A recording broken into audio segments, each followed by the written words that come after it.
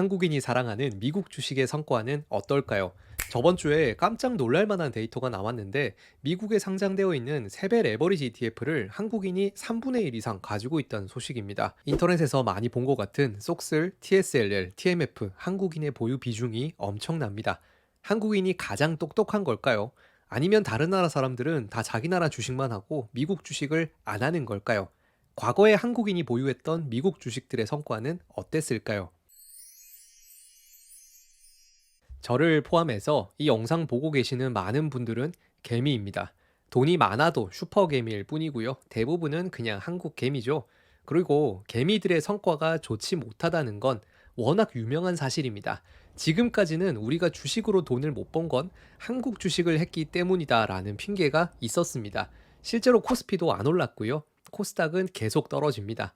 일단 한국 주식에 문제가 있다라는 건 저도 동의합니다. 그래서 다들 미국으로 많이 건너간 거예요. 그런데 외국인과 기관은 한국 주식으로 돈을 벌고 개인 투자자는 돈을 못 벌었다라는 걸 생각해 보면 조금 다른 이야기가 될 수 있습니다. 심지어 올해 6월까지 외국인은 국내 주식을 계속해서 사고 있어요. 개인이 13조 원을 팔 때 외국인은 22조 원을 샀습니다.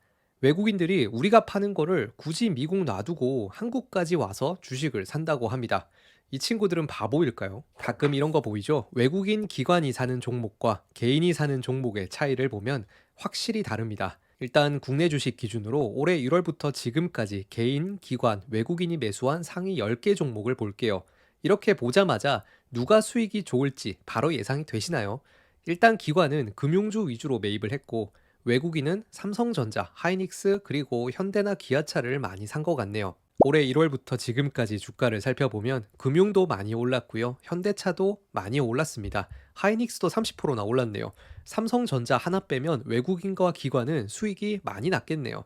반면에 개인은 어떤가요? 일단 1등인 네이버는 올해 27%가 하락했고요. 얼마 전에 신저가 또 갱신했었죠. 그나마 기관하고 겹치는 3위 LG화학도 올해 36%나 떨어졌습니다. 이것만 보면 한국 주식 기준으로 개미들이 좋아하는 종목은 손해가 컸습니다. 남들이 좋아하는 거 따라서 사면 안 된다는 거 아시겠죠? 그럼 이제 제가 질문 하나 할게요. 한국 주식을 사는 개미들과 미국 주식을 사는 개미들이 본질적으로 차이가 있을까요? 단순히 한국 주식을 사면 바보고 미국 주식하면 똑똑한 거고 그럴까요? 이걸 사나 저걸 사나 어차피 우리는 개미입니다. 그래서 저는 이게 얼마나 큰 문제인가를 얘기해 보려고 합니다. 개별 종목은 딱히 얘기할 게 없습니다. 애플, 엔비디아, 테슬라, 마이크로소프트처럼 좋은 종목들은 꾸준히 매입한다면 당연히 국내 주식보다 성과가 좋을 수 있다고 생각해요. 그런데 문제는 레버리지 인버스들이죠. 한국 사람은 확실히 화끈한 걸 좋아합니다. 음식만 매운 걸 좋아하는 게 아니고요. 주식도 마찬가지입니다. 국내에서 코스닥으로 테마주 하던 분들이 고스란히 미국으로 가서 이제는 3배짜리 ETF를 사고 있는 겁니다. 테마주 단타하다가 미국 주식이 유행하니까 이쪽으로 넘어온 분들이 똑같은 방식으로 투자하고 있습니다.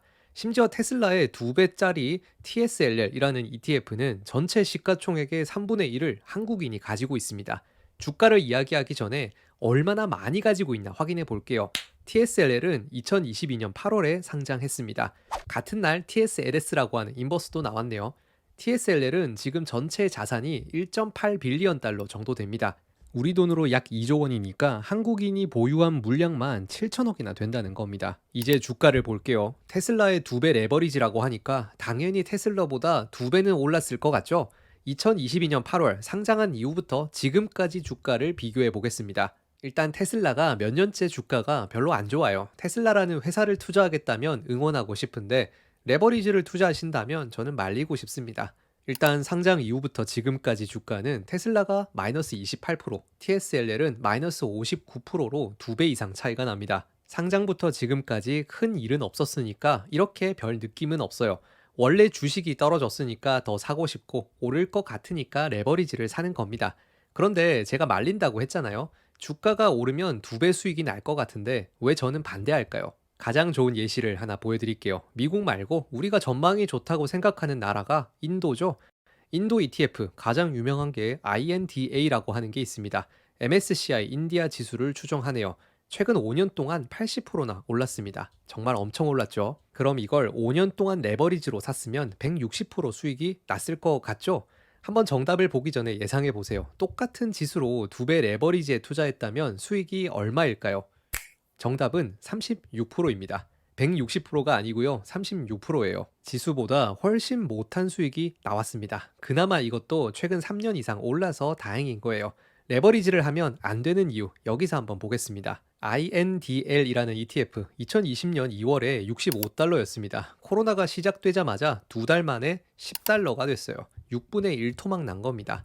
만약 이때 INDA를 샀으면 34달러가 22달러까지밖에 안 떨어졌습니다. 그리고 1년도 안 돼서 바로 회복했죠. 지금은 슬슬 조심해야 될 때가 왔습니다. 금리 인하 얼마 안 남았고요. 미국 대선도 기다리고 있습니다. 갑자기 큰 사건이 생기면 레버리지에 투자하시면 엄청난 손해를 볼 수 있습니다.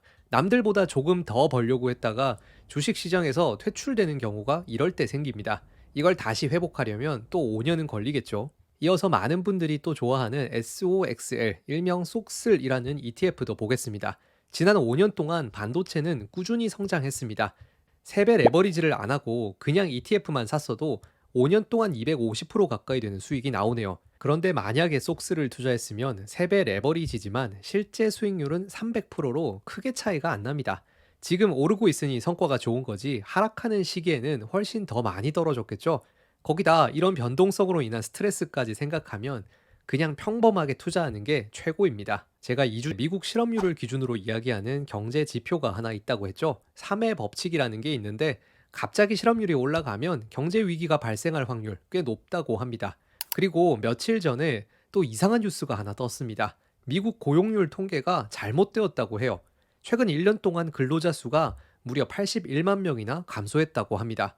2009년 이후로 가장 큰 폭으로 떨어졌다고 하는데 미국 노동시장이 생각보다 위험하다는 겁니다. 이게 이상한 게 지금까지 통계를 잘못 발표해서 이번에 급하게 수정한 거라고 합니다. 심지어 원래 공개할 시간보다 30분이나 늦게 발표했네요. 미국인들이 직장에서 잘리고 돈이 없어지고 있습니다. 이런 상황에 테슬라를 살 돈이 있을까요? 당분간 경제가 좋아질까요? 안 좋아질까요? 경제가 안 좋아질 것 같으니까 금리를 내리는 겁니다. 이거 헷갈리시면 안 됩니다. 지금 레버리지를 사면 정말로 큰일 날 겁니다.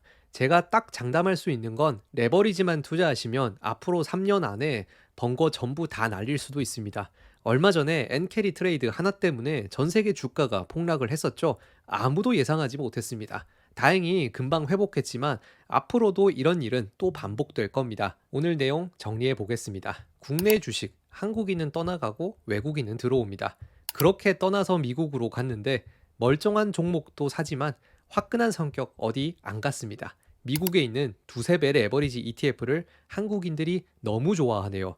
이왕 미국 주식 할 거면 그냥 평범한 주식을 사는 게 어떨까요? 저는 음식도 매운 거를 안 좋아해서 그런지 한국인이 아닌가 봅니다. 왜 이렇게 다들 화끈한 거 좋아하는지 잘 이해가 안 돼요. 화끈하게 불닭이라도 좋아했으면 삼양 주식이라도 사서 대박이 났을 건데 그냥 이래서 저는 배당만 받고 있나 봅니다. 지금까지 주식 쇼퍼였고요. 저와 함께 즐거운 투자 이야기 함께하고 싶으시다면 구독과 좋아요 꼭 부탁드리고요. 다음 이 시간에 또 뵙겠습니다.